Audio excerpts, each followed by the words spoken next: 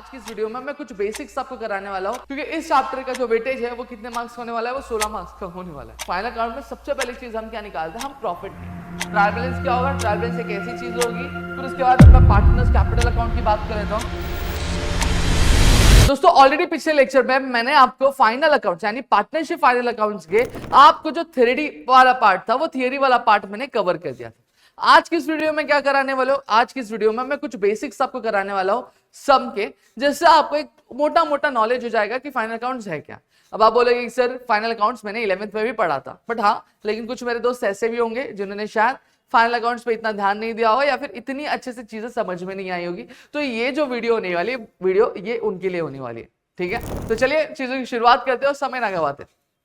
और एक और चीज यहाँ पे मैं कहना चाहूंगा कि इस चैप्टर को स्किप करने की बिल्कुल भी मत सोचना, क्योंकि इस चैप्टर का जो वेटेज है वो कितने मार्क्स होने वाला है, वो 16 मार्क्स का होने वाला है। अब आप बोलोगे सर 16 मार्क्स कैसे? जब मैं 16 मार्क्स की बात करूं तो 12 मार्क्स का आपका क्या सम आने वाला है, और वहीं आपका 4 मार्क्स का ऑब्जेक्टिव क्वेश्चन इस चैप्टर से बनने वाला है। और अगर आपने ये चैप्टर बहुत अच्छे से समझ लिया, जो अगला चैप्टर आपका जो NPO not for profit organisation, वो चैप्टर भी आपको बहुत ही अच्छी तरीके से और आराम तरीके से समझेगा। अब आप बोलोगे सर क्या उसका भी वेटेज ज्यादा है? हाँ, उसका भी वेटेज ज्यादा है दोस्तों, इसलिए ये चैप्टर पे ध्यान दे देना ताकि वो वाला चैप्टर आपको बहुत अच्छे तरीके से समझे। ठीक है, चलिए शुरुआत करते हैं।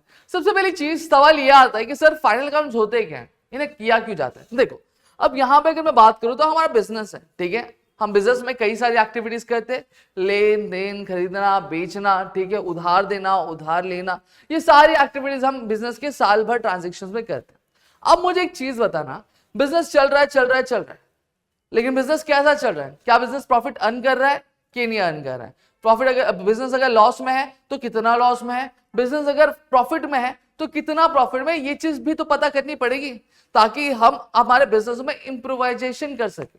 जैसे एक बच्चा होता है, एक स्टूडेंट होता है, जैसे आपकी ही लाइफ की अगर मैं बात कर लूं, आप कॉलेज जाते हैं, आप स्कूल जाते हैं, सही बात है। यू माइट हैव सीन कि आपके अलग अलग यूनिट टेस्ट होते हैं, आपके अलग अलग टर्म एग्जामिनेशंस होते हैं, जहां पे हर एक पीरियड के बाद आपकी सिलेबस की आपकी एक टेस्ट ली जाती है, और लास्ट में जब साल खत्म होने वाला होता है तो आपकी एक फाइनल रिपोर्ट कार्ड बनती है। अब उस फाइनल रिपोर्ट कार्ड में आपके इंग्लिश के मार्क्स होंगे, आपके वगैरह वगैरह सब्जेक्ट्स के भी मार्क्स होते हैं। अब उस सब्जेक्ट्स को क्या किया जाता है, अब आप देखोगे रिपोर्ट कार्ड हमेशा कैसे बनता है, फर्स्ट टर्म का यहां पे रहेगा और सेकंड टर्म का रिजल्ट यहां पे रहेगा। अब यहां पे कंपैरिजन किया जाता है कि पहले के कंपेयर में अब सेकंड टर्म में उसने चीजें क्या की गई हैं।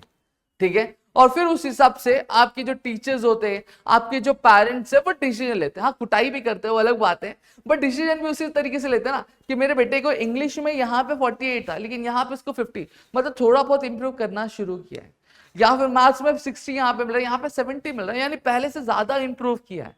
करते कि नहीं करते? वहीं अगर पहले 70 था और अब 60 आ गया तो अब इसका मतलब ये हो गया कि नहीं, ये इसका जो ग्रोथ नहीं हो रहा है, ये तो फॉल कर रहा है। तो उस हिसाब से मम्मी पापा अलग डिसीजन लेंगे कि ट्यूशन क्लासेस लगानी है कि नहीं लगानी है घर पे, और इसका जो सेल्फ स्टडी का जो आ रहा है वो बढ़ाना है कि नहीं बढ़ाना। ये सारे तरीके के डिसीजन मम्मी पापा लेते हैं, सही बात है, हाँ या ना?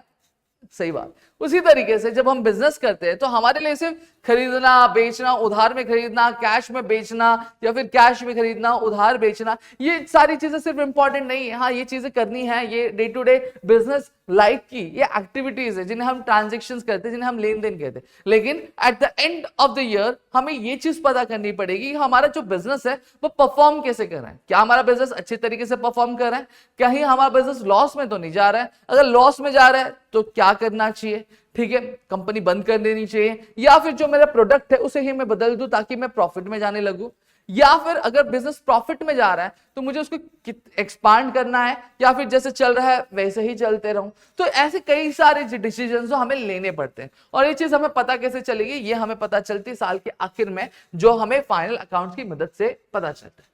फाइनल अकाउंट सीधी सादी बात में कहूं तो आपके बिजनेस का रिपोर्ट कार्ड होता है कि बिजनेस साल भर में कितना ग्रो किया है या कितना फॉल किया है, कितना आगे बढ़ा है या फिर कितना पीछे रह गया। इस चीज के बारे में पूरा जो आइडिया होता है वो हमें कौन देता है? वो हमें फाइनल अकाउंट्स देता है। अब बिजनेस एक्टिविटी जब हम कर रहे हैं, जैसे अगर मैं एक बात करूं, एक बच्चा है, बच्चा सिर्फ अगर अपने एकेडमिक्स में बहुत अच्छा मार्क्स लेकर आए तो क्या वो सच में बहुत अच्छा बच्चा है? नहीं, सच में सिर्फ उसके एकेडमिक्स के हिसाब से हम किसी भी बच्चे को यही नहीं कह सकते कि वो बहुत अच्छा बच्चा है या फिर बहुत ही होशियार बच्चा है। हमें ये भी चीजें पता करनी पड़ेगी कि उसका बिहेवियर क्या है, उसका मैनर क्या है, लोग उसको किस नजरिए से देखते हैं, उसका कैरेक्टर भी हमें पता करना पड़ेगा। सेम तरीके से हम जब बिजनेस करते हैं, बिजनेस में सिर्फ अगर कोई बिजनेस प्रॉफिट बहुत अच्छा कमा रहा है, इट नेवर मींस दैट कि वो बिजनेस बहुत अच्छा चल रहा है। अगर बिजनेस सिर्फ लॉस कमा रहा है तो ये कभी मायने नहीं लगेगा कि बिजनेस बहुत अच्छा, बहुत खराब ही चल रहा है। ठीक है, उसके लिए हमें यह भी देखना पड़ेगा कि बिजनेस के ऊपर कर्जे कितने हैं और बिजनेस के ऊपर एसेट्स कितनी, बिजनेस की प्रॉपर्टी कितनी, ये भी हमें पता करनी पड़ेगी। अब उसके लिए हम क्या बनाते हैं, उसके लिए हम फाइनल अकाउंट्स में हम एक बैलेंस शीट करके बनाते हैं, जहां पे हमें यह पता चलता है कि बिजनेस के ऊपर लायबिलिटीज यानी कर्जे कितने हैं और बिजनेस के एसेट्स कितने यानी प्रॉपर्टी कितनी है। समझ में आ गया? तो ये सारी चीजें हमें फाइनल अकाउंट से पता चलती है। फाइनल अकाउंट सीधी सादी भाषा में अगर कहूं तो आपका क्या होता है, आपके बिजनेस का रिपोर्ट कार्ड बता है, जो हमें यह बतलाता है कि बिजनेस हमारा ग्रो कर रहा है, फॉल कर रहा है, क्या इंप्रूवमेंट किया है या फिर क्या फॉल हुआ है, इन सारी चीजों के बारे में हमें पता चलता है। इतनी चीजें मेरे ख्याल से आप सभी को क्लियर हो गई होंगी। ठीक है, अब बढ़ते हैं हमें करना क्या होता है। देखो, सबसे पहली चीज जब मैं बात करूं यहाँ पे, हम जब कभी भी फाइनल अकाउंट्स करते हैं तो फाइनल अकाउंट्स में हमें बहुत सारी अलग अलग चीजें होती है।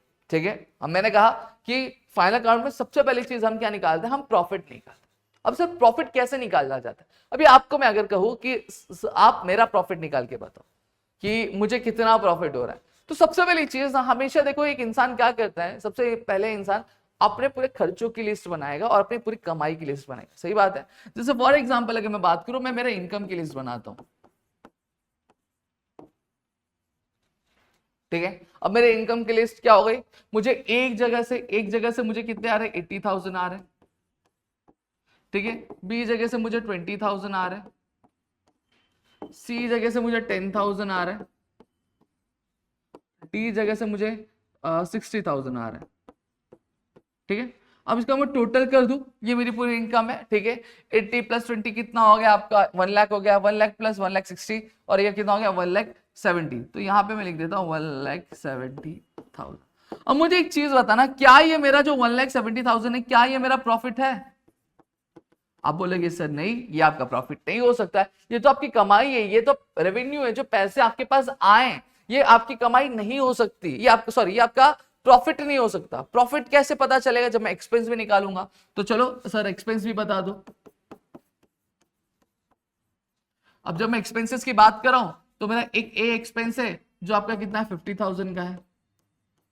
जो मेरा बी एक्सपेंस है वो 5,000 का है। जो मेरा सी एक्सपेंस है वो भी अगेन 5,000 का है। और जो मेरा डी एक्सपेंस है वो भी कितने 1000 का है, वो 10,000 का है। चलो, ये मेरा पूरा एक्सपेंस हो गया। अब मैं इसको टोटल कर देना चाहता हूं, 50 प्लस 10 60, 60 प्लस 5 65 प्लस 5 70। ठीक है, ये 70,000। 70,000 क्या हो गया, मेरा एक्सपेंस हो गया। इतनी चीजें सभी को क्लियर हो गई।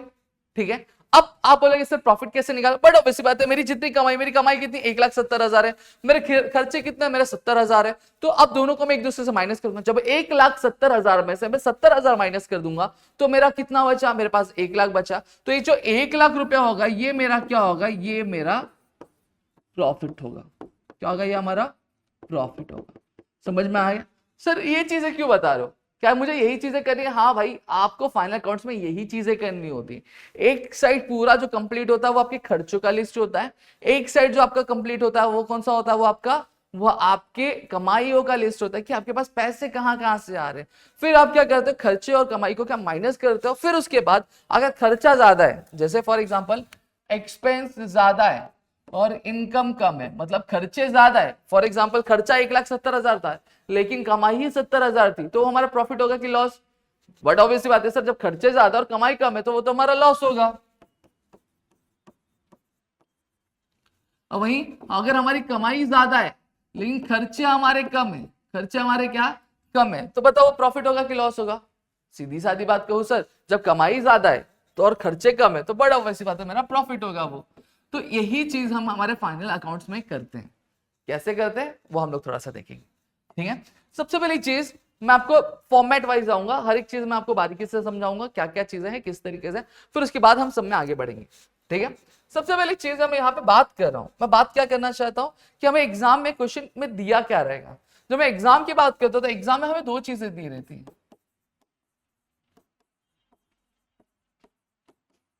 सबसे पहले हमें ट्रायल बैलेंस दिया रहेगा। ट्रायल बैलेंस क्या होगा? ट्रायल बैलेंस एक ऐसी चीज होगी जहां पे एक पूरा खर्चे का लिस्ट होगा, पूरी कमाइयों का लिस्ट होगा, उन्हें हमें क्या अलग अलग जगह पोस्ट करना रहेगा। वो अलग अलग जगह कौन सी होंगी वो अभी मैं थोड़ी देर में आपको एक्सप्लेन करने वाला हूं। साथ ही साथ एक चीज और होगी जिसको हम लोग क्या बोलते हैं? एडजस्टमेंट्स बोलते हैं।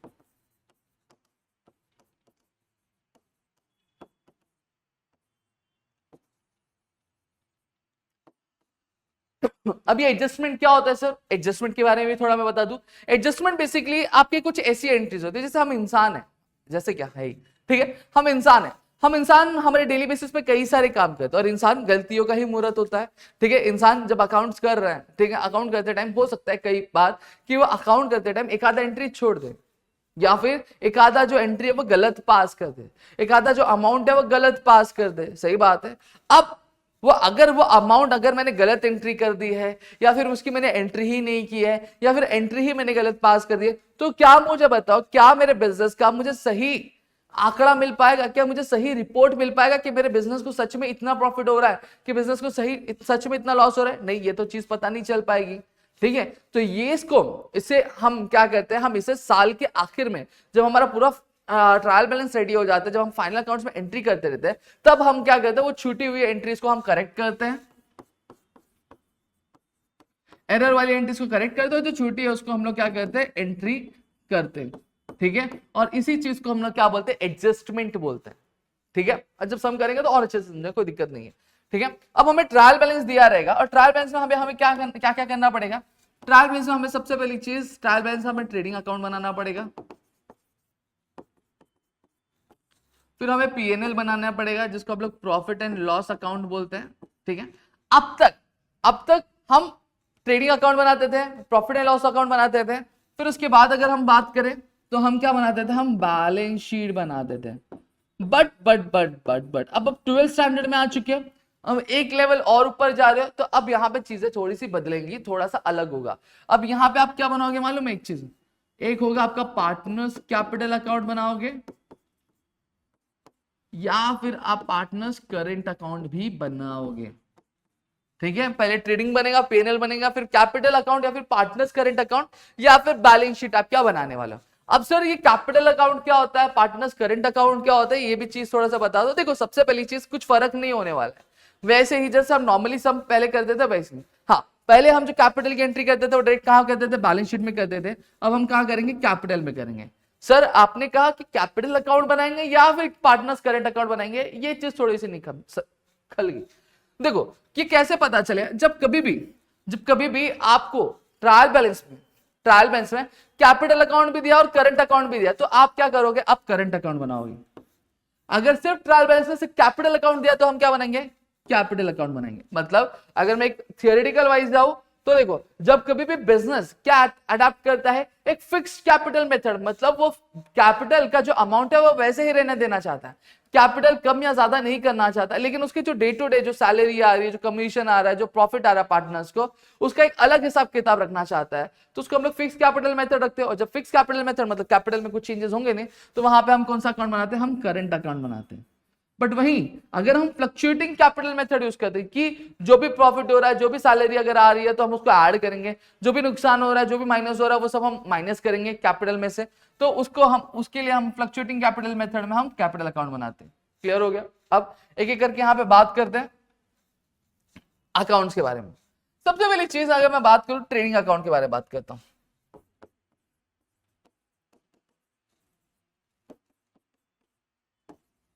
अब ये ट्रेडिंग अकाउंट है क्या, ट्रेडिंग अकाउंट में हमें करते क्या है, ठीक है, उसके बारे में हम थोड़ा सा बात कर लेंगे, फिर उसके बाद हम आगे की चीजों के बारे में थोड़ा सा समझेंगे। ट्रेडिंग अकाउंट बेसिकली अगर हम बात करें तो ट्रेडिंग अकाउंट एक ऐसा अकाउंट होता है जिसमें एक प्रोडक्ट को बनाने और ले जाने के लिए जितने भी खर्चे होते हैं वो सारी चीजें जो होती है हम ट्रेडिंग अकाउंट में लिखते हैं। जैसे फॉर एग्जाम्पल अगर मैं बात करूं, कैमरा ब्लर हो रहा है, हाँ ठीक है, जैसे फॉर एन एग्जाम्पल यहां पे अगर मैं बात करूं,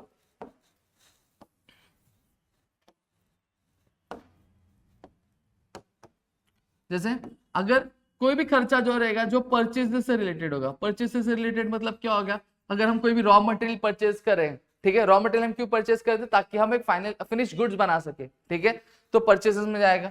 दूसरा क्या होगा, हम दूसरा हमारा क्या होगा, दूसरा हमारा होगा आपका प्रोडक्शन से रिलेटेड जो भी खर्चा होगा, वो भी कहाँ जाएगा, वो भी आपका ट्रेडिंग अकाउंट में जाएगा। जो भी हमारा खर्चा फैक्ट्री से रिलेटेड होगा वो कहाँ जाएगा, वो आपका ट्रेडिंग अकाउंट में जाएगा।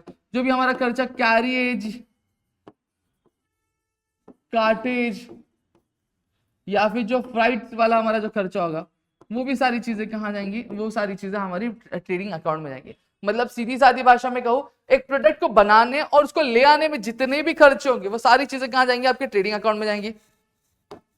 समझ में आ गया। अब ट्रेडिंग अकाउंट का सर फॉर्मेट क्या होता है, ट्रेडिंग अकाउंट का फॉर्मेट बहुत सिंपल है, ठीक है, मैं बता रहा हूँ। और उसके पहले पीएनएल बता देता हूँ। अब पीएनएल अकाउंट में हमारे कितने जाएंगे, मतलब जो भी हमारा शोरूम का खर्चा होगा, जो भी हमारा शोरूम का खर्चा होगा या फिर जो हमारे ऑफिस एक्सपेंसेस होंगे वो सारी चीज आपकी कहाँ जाएंगी, प्रॉफिट एंड लॉस अकाउंट में जाएंगे। जैसे फॉर एग्जांपल एडवर्टाइजमेंट, क्या ये गुड्स को बनाने में डायरेक्टली यूज होता है, नहीं, ये तो उसकी मार्केटिंग के लिए यूज हो रहा है। तो क्या ये फैक्ट्री का खर्चा है, नहीं, तो वो कहाँ जाएगा, पीएनएल में जाएगा। फिर उसके बाद सैलरी और वेजेस में फर्क थोड़ा समझ लो। वेजेस हम किसको देते हैं, जो लेबर्स होते हैं उनको दिया जाता है, डेली बेसिस पे दिया जाता है, फिर वीकली बेसिस पे दिया जाता है। सैलरी किसको दिया जाता है, एम्प्लॉयज को दिया जाता है, जो कि मंथली बेसिस पे दिया जाता है। अब यहाँ पे वेजेस, लेबर कहाँ काम करता है, फैक्ट्री में काम करते हैं, क्या करने के लिए, फिनिश गुड्स को बनाने के लिए। लेकिन जो एम्प्लॉयज है क्या वो फैक्ट्री में काम करते हैं, नहीं। क्या एम्प्लॉयज डायरेक्टली गुड्स बनाते हैं, नहीं। तो उनका जो कल्चर वो डायरेक्टली क्या प्रोडक्शन से रिलेटेड है, नहीं सर, प्रोडक्शन रिलेटेड नहीं है। हाँ, प्रोडक्शन में उनका कॉन्ट्रीब्यूशन होता है, लेकिन डायरेक्टली होता है क्या, नहीं। तो वो क्या हो गया, वो हमारे ऑफिस का खर्चा हो गया, तो वो कहां पे जाएगा, पीएनएल में जाएगा। समझ में आ रहा है, इतनी चीजें क्लियर होगी। वैसे अगर सेम चीज अगर मैं बात करूं आपका, हम बात कर लेते हैं किसका, हाँ, फिर उसके बाद हम आपका बात कर लेंगे, आपका एडवर्टीजमेंट की बात कर ली मैंने, आपकी सैलरी की मैंने बात करी। फिर उसके बाद अगर मैं बात करूं आपका बैड डेट्स की बात कर लेते हैं। अब बैड डेट्स क्या हो गया, पैसा मतलब कोई था, कोई सामान लिया था लेकिन पैसे वो दिया नहीं और भाग गया। अब ये पैसा नहीं दिया तो क्या ये जो खर्चा था, क्या ये प्रोडक्शन से रिलेटेड डायरेक्टली खर्चा था, नहीं सर, ये प्रोडक्शन से डायरेक्टली रिलेटेड खर्चा नहीं था, ठीक है। तो क्या ये ट्रेडिंग में जाएगा, नहीं, ये पीएनएल में ही जाएगा। इतना क्लियर हो गया सबको, पक्का। अब फॉर्मेट की बात कर लेता हूं थोड़ा सा। जब मैं फॉर्मेट की बात करता हूं, फॉर्मेट बहुत ईजी है, बहुत सिंपल है, ऐसा कुछ है नहीं, ठीक है। पर्टिकुलर अमाउंट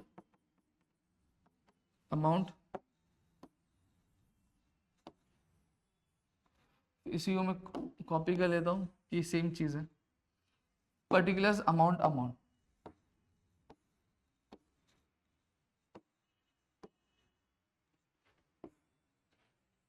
ये हमारा क्रेडिट साइड होता है, ये हमारा डेबिट साइड होता है।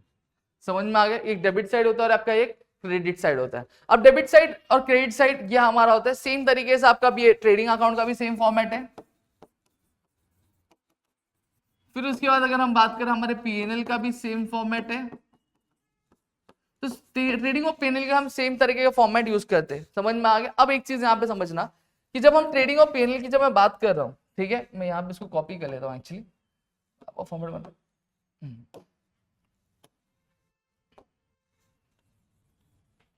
अब होता क्या मालूम है क्या, कि जब हम ट्रेडिंग और पीएनएल बनाते हैं तो आपने 11th स्टैंडर्ड में ऑलरेडी आपने ये चीज पढ़ी हुई है और आपको बहुत अच्छे तरीके से मालूम है कि ट्रेडिंग और पीएनएल कुछ लोग एक ही जगह बनाते हैं और कुछ लोग क्या करते हैं ऊपर नीचे करके बनाते हैं, ठीक है। जैसे आधे पेज पे क्या कर देंगे, आधे पेज से और ट्रेडिंग बनाते हैं और नीचे पीएनएल बनाते हैं। अब एक चीज आपको थोड़ी सी यहाँ पे समझनी होगी कि ट्रेडिंग पहले क्यों बनाया जाता है और पीएनएल दूसरा क्यों बनाया जाता है, थोड़ा समझेंगे हम। जब ये चीज बात करते हैं, देखो हमारे घर में भी कई सारे खर्चे होते हैं। सैलरी आती पापा की सैलरी आने के बाद हमारे घर में कई सारे खर्चे होते हैं, ठीक है। लेकिन हमारे मम्मी पापा खर्चों को डाइवर्सिफाई कैसे करते हैं, कौन से खर्चे हमें पहले करने चाहिए, कौन से खर्चे हमें बाद में करने चाहिए, डिसाइड कैसे करते हैं, प्रायोरिटीज रखते हो, ठीक है। जैसे बच्चों की फीस वो पहली प्रायोरिटी होती है, घर में राशन की पहली प्रायोरिटी है, घूमना जाना क्या पहली प्रायोरिटी होती, नहीं।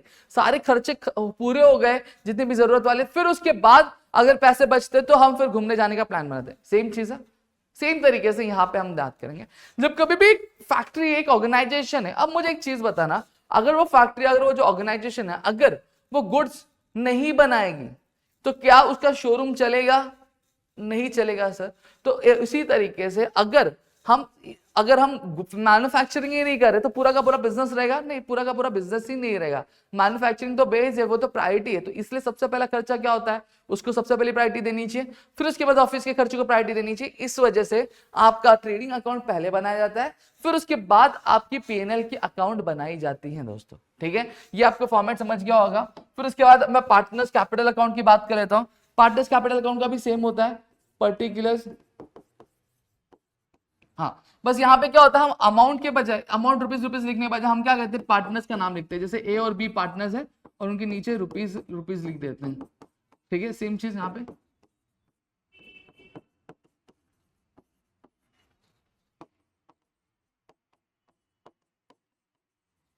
सॉरी, ए और बी, तीन पार्टनर रहेंगे तो ए बी सी जो भी नाम रहेगा वो हम नाम लिखेंगे यहाँ पे। क्लियर हो गया? ये हमारा डेबिट साइड होता है और ये हमारा होता है आपका क्रेडिट साइड होता है। इतनी चीजें क्लियर हो गई सबको? पक्का? ठीक है। फिर बैलेंस शीट की अगर मैं बात करता हूँ तो बैलेंस शीट में भी ऐसा कुछ नहीं है। बैलेंस शीट का भी जो फॉर्मेट है बहुत ईजी है। यहाँ पे लाइबिलिटीज, अमाउंट, असेट्स, अमाउंट, समझ में आ गया? तो ये हमारा क्या होता है, ये हमारा बैलेंस शीट का फॉर्मेट है। ये चीज आपको पता करके रखनी चाहिए और ये चीज आपको पता भी रहनी चाहिए। ठीक है, ये फॉर्मेट है, मैंने आपको सारी चीजें बता दी। अब सवाल ये उठता है कि सर अब ये तो चीज आपने बता दी, फॉर्मेट आपने बता दिया, ट्रेडिंग अकाउंट में क्या जाएगा वो भी आपने बता दिया। ठीक है, पार्टनर्स कैपिटल अकाउंट है वो भी आपने बता दिया। और पार्टनर्स कैपिटल अकाउंट जब हम करंट अकाउंट बनाएंगे बस ऊपर का हेडिंग चेंज होगा, पार्टनर्स करंट अकाउंट लिखेंगे, बाकी फॉर्मेट वगैरह में कोई भी चेंज होता नहीं है। अब सवाल ये उठता है कि सर ट्रायल बैलेंस, चलो ठीक है, चलो अब आते हैं मेन मुद्दे पे कि आपने फॉर्मेट बता दिया, ट्रेडिंग अकाउंट में क्या जाएगा वो भी बता दिया, बैलेंस शीट में क्या जाएगा, बैलेंस शीट लाइबिलिटीज होगी लाइबिलिटी साइड जाएगी, असेट्स होगा तो असेट साइड जाएगा। अब कुछ और भी चीजें बताओ सर। देखो और चीजें मैं क्या बताऊं, यहां पे ध्यान देना। जब हम ट्रायल बैलेंस बनाते हैं, मैंने क्या बताया, ट्रायल बैलेंस होता क्या वो थोड़ा समझ लेंगे। ट्रायल बैलेंस पूरी एक लिस्ट होती है। हमारे बिजनेस में जितने भी खर्चे हैं और हमारे बिजनेस में जितनी भी कमाइयां हैं उन सभी की क्या होती है, पूरी लिस्ट होती है कि हमारे बिजनेस में क्या कहां से पैसे जा रहे हैं, किस लिए जा रहे हैं और साथ ही साथ कैसे कैसे पैसे आ रहे हैं उसकी पूरी लिस्ट होती है। ठीक है, अब सर कौन सी कमाई है, कौन सा खर्चा, ये कैसे पता चलेगा? तो एक चीज यहाँ पे मैं बता दूं कि ट्रायल बैलेंस में एक साइड डेबिट साइड होता है और एक साइड आपका होता है क्रेडिट साइड। अब डेबिट साइड और क्रेडिट साइड क्या होता है, मैं एक रूल यहाँ पे आपको बात कराऊंगा। ऑलरेडी अगर मेरा आपने ब्रिज कोर्स देखा होगा तो वहां पे मैंने आपको समझाया था, जब कभी भी बात कमाई और खर्चे की होती है तो हम एक अकाउंटिंग का जो गोल्डन रूल है वो हम हमेशा ध्यान रखते हैं। वो कौन सा रूल है? वो आपका नॉमिनल अकाउंट का रूल। कौन सा रूल? नॉमिनल अकाउंट का रूल।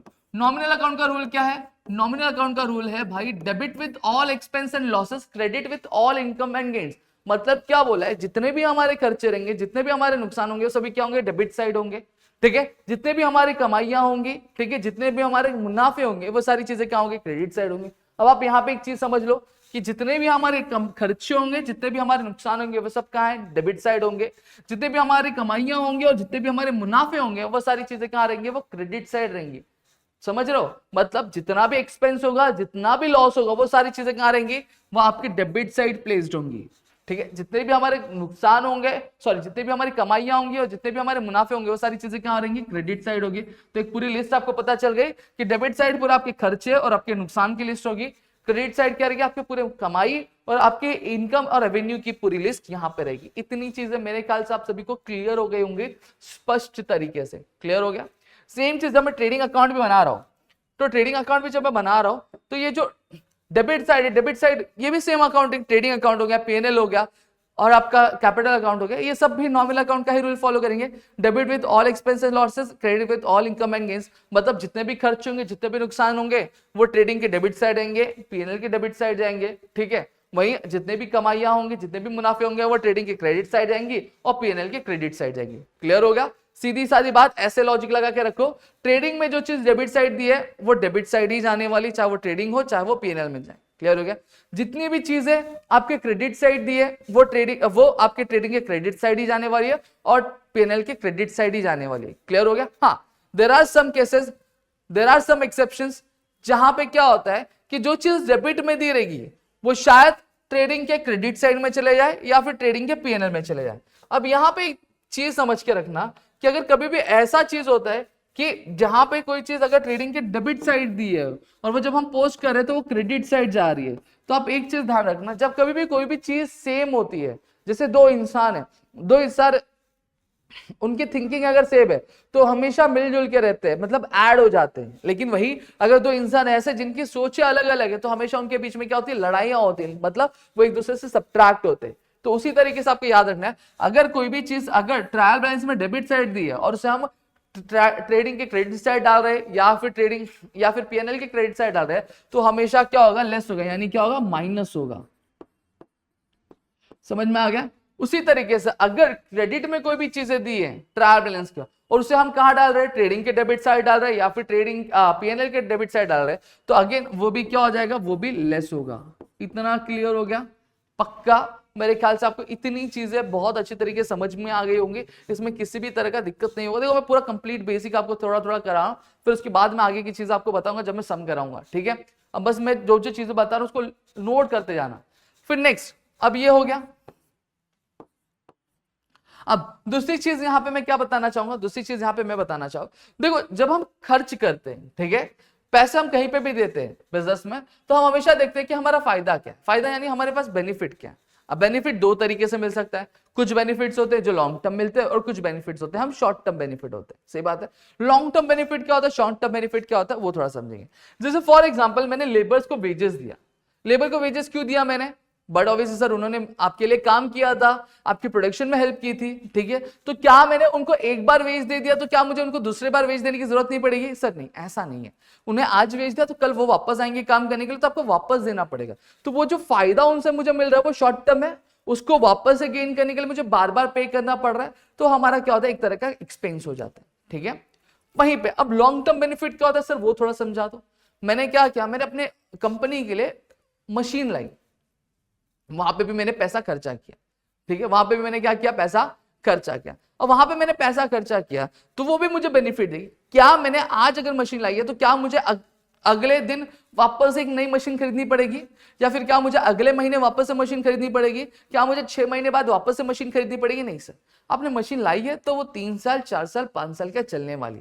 तो ये जो मशीन है इस पे भी मैंने खर्चा किया है, लेकिन इस खर्च के बदले जो मुझे बेनिफिट मिल रहा है वो शॉर्ट टर्म बेनिफिट मिल रहा है कि लॉन्ग टर्म बेनिफिट मिल रहा है?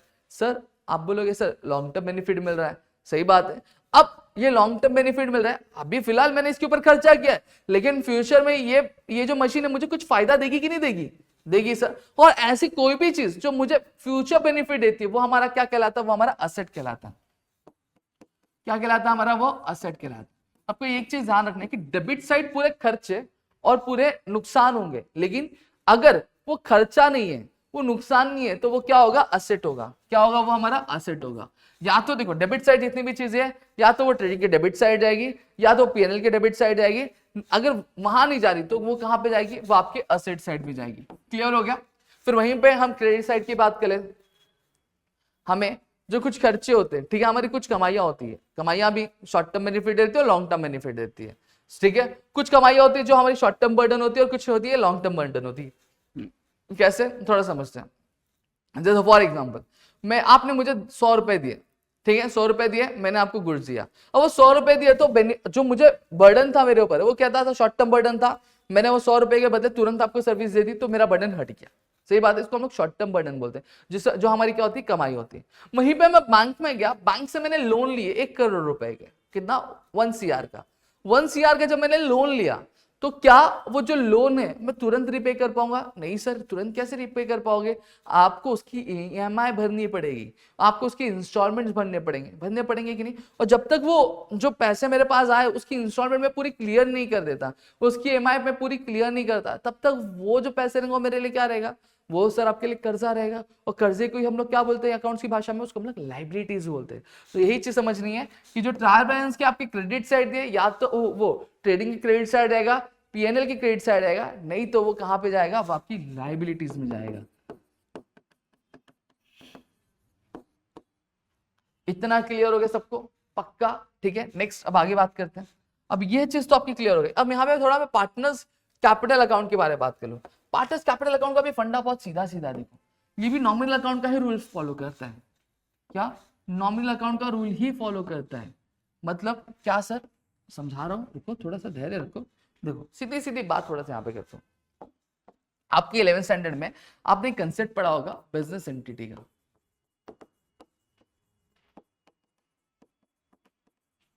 ये कंसेप्ट थोड़ा सा समझ लेंगे, ठीक है। बिजनेसमैन और ये जो फर्म होता है, लॉ क्या कहता है, लॉ ये कहता है कि कानून के नजर में ये जो बिजनेस होता है, ये बिजनेस एक अलग इंसान है और ये जो बिजनेसमैन है ये अलग इंसान है, मतलब कानून के नजर में दोनों एक ही है क्या? नहीं, ये दोनों एक ही नहीं है, ये दोनों अलग अलग व्यक्ति हैं। हाँ, ये आर्टिफिशियल पर्सन इसको हम लोग बोलते हैं जिसे इंसानों ने बनाया, और नेचुरल पर्सन जो कुदरती है, ठीक है, जो नॉर्मली है, ठीक है। अब जब कभी भी इनके बीच में जो लेन देन भी होगा तो कैसे होगा? जैसे दो इंसानों के बीच में लेन देन होता है उसी तरीके से इन दोनों के बीच में लेन देन होगा। जैसे फॉर एग्जांपल अगर केस फर्म पे होता है यानी ऑर्गेनाइजेशन पे होता है तो क्या वो केस बिजनेसमैन पे हो रहा है? नहीं, वो केस बिजनेसमैन पे नहीं चल रहा है। अगर वही केस अगर बिजनेसमैन पे होता है तो क्या वो केस बिजनेस का है? नहीं, वो केस बिजनेस पे नहीं हुआ है। समझे? दोनों अलग अलग व्यक्ति होते हैं। सेम तरीके से हम देखे हैं कि बिजनेसमैन क्या करता है, बिजनेस में कुछ पैसे लगाता है बिजनेस को चलाने के लिए, जिसको हम लोग क्या बोलते हैं? कैपिटल बोलते हैं। क्या बोलते हैं? कैपिटल बोलते हैं। अब बिजनेसमैन बिजनेस को क्या बोलता है? देखो भाई, मैं तेको कैपिटल दे रहा हूं, और एक बिजनेस वाला बंदा कभी भी कहीं भी पैसे लगाएगा तो फ्री में तो लगाएगा नहीं। वो बोलेगा देख मैं तेको पैसे तो दे रहा हूं, अब पैसे के बदले मुझे तू क्या देगा? मुझे भी क्या चाहिए? तुझसे ब्याज चाहिए, यानी क्या चाहिए? इंटरेस्ट चाहिए। तो बिजनेस क्या करेगा? इनको आईओसी देगा, यानी इंटरेस्ट ऑन कैपिटल देगा। है ना? सही बोल रहा हूं कि गलत बोल रहा हूं? देगा। तो मुझे बताना, ये फर्म के लिए ये जो इंटरेस्ट दे रहा है ये इसके लिए कमाई हो गई, खर्चा?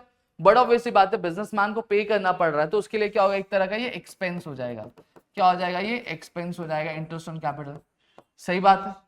सेम तरीके से अगर मैं बात करूं तो हमने कई बार देखा है जो बिजनेसमैन होता है वो फर्म में से कोई ना कोई चीज निकालता रहता है, ठीक है, अपने पर्सनल की यूज के लिए, जिसको हम लोग क्या बोलते हैं? ड्राइंग्स बोलते हैं।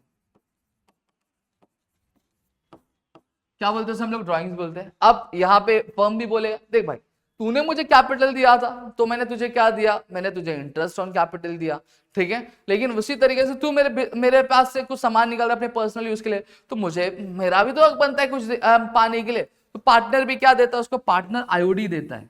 आईओडी मतलब क्या होता है? Interest on drawing.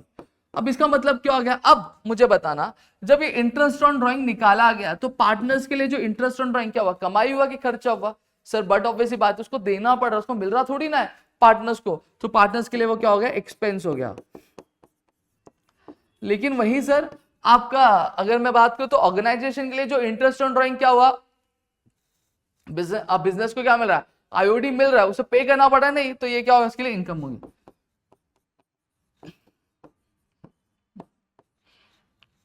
समझ में आ गया? तो इस तरीके से पूरी चीजें क्या चलती है, जो अगर बिजनेस अगर सैलरी दे रहा है, कमीशन दे रहा है, ठीक है, प्रॉफिट का अगर हिस्सा दे रहा है, तो सारी चीजें जो होती है वो फर्म के लिए क्या होता है? एक्सपेंस होता है। और आपका जो कंपनी होती है, सॉरी जो बिजनेसमैन होते हैं, बिजनेसमैन के लिए वो कमाई होती है। समझ में आया? सेम तरीके से अगर मैं बात करूं, जब हम पार्टनर्स कैपिटल अकाउंट बना रहे हैं, पार्टनर्स करंट अकाउंट बना रहे हैं, तो हमें ये चीज ध्यान रखनी है कि जब कभी भी हम ये चीज बना रहे हैं तो हमें उसी तरीके से कि जितने भी हमारे खर्च होंगे, जितने भी नुकसान होंगे, पार्टनर्स के जितने भी खर्च होंगे, जितने भी नुकसान होंगे, वो सारी चीजें हम कहाँ लिखेंगे? वो सारी चीजें हम डेबिट साइड लिखेंगे। कहाँ लिखेंगे? डेबिट साइड लिखेंगे। पार्टनर्स की जितनी भी कमाइयां होंगी, पार्टनर्स की जितने भी गेन्स होंगे, वो सारी चीजें हम कहाँ लिखेंगे? आपकी क्रेडिट साइड लिखेंगे। अब एक और चीज यहाँ पे ध्यान रखना कि हम जो कैपिटल लिखते हैं, मैंने कहा पहले कैपिटल हम कहाँ लिखते थे? हम लाइबिलिटीज में लिखते थे। लेकिन अब जब हम कैपिटल लिखेंगे तो कहाँ लिखेंगे? यहाँ पे हम पार्टनर्स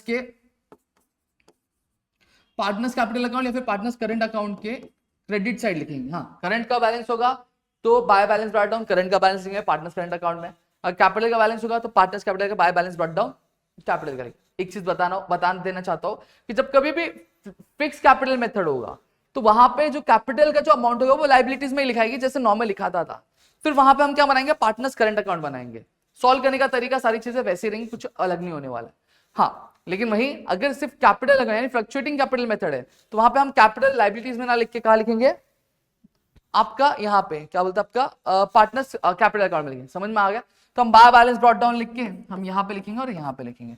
अब सवाल ये चीज नहीं आई आपको कि सर ये बैलेंस जो है, हम ये बैलेंस जो है वो यहाँ पे क्यों लिख रहे हैं, हम डेबिट साइड क्यों नहीं लिखते? तो ये भी चीज थोड़ा समझो। तो यहाँ पे एक रूल मैं आपको बताना चाहूंगा।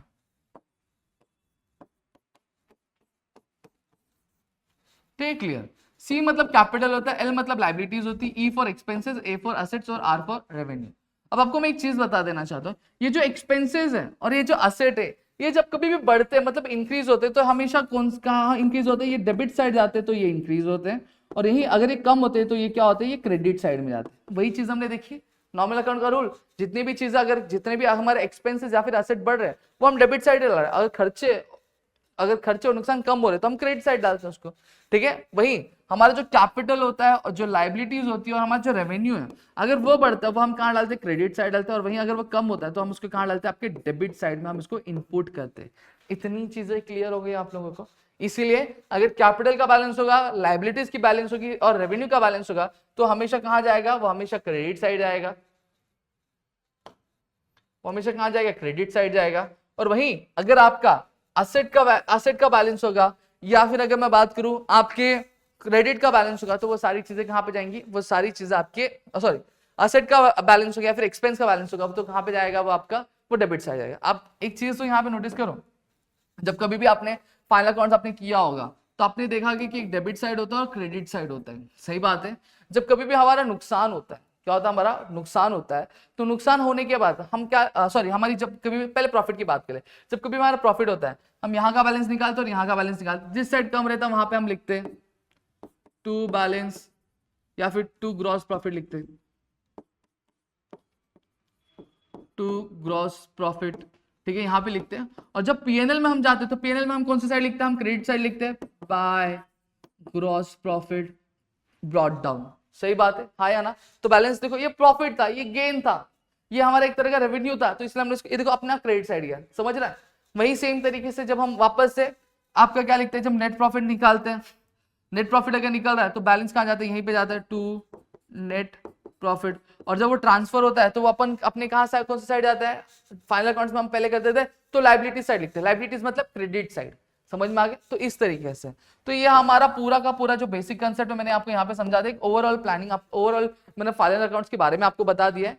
साथ ही साथ एक चीज और यहाँ पे बता दूं कि जब हम एडजस्टमेंट करते हैं, एडजस्टमेंट मतलब क्या होता है, मैंने ऑलरेडी बता दिया।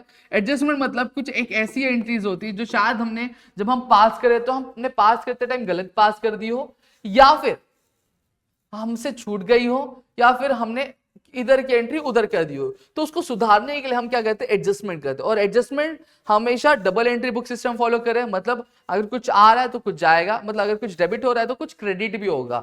तो एडजस्टमेंट के हमेशा क्या होते हैं, दो इफेक्ट्स होते हैं, एक डेबिट इफेक्ट होता है और एक क्रेडिट इफेक्ट होता है। अब मैं यहाँ पे कह रहा हूं कि दो इफेक्ट होते हैं, एक डेबिट इफेक्ट होता है, एक क्रेडिट इफेक्ट होता है। मेरा कहने का मतलब ये नहीं है कि एक डेबिट साइड आएगा और दूसरा क्रेडिट साइड आएगा, ये चीज नहीं है। एक डेबिट इफेक्ट होगा और एक क्रेडिट इफेक्ट होगा, ये चीज समझना। अब ये डेबिट इफेक्ट और क्रेडिट इफेक्ट मतलब कैसे हो गया, देखो एक तो या तो वो डेबिट में जाएगा या तो वो क्रेडिट में जाएगा, तो डेबिट और क्रेडिट इफेक्ट हो गया।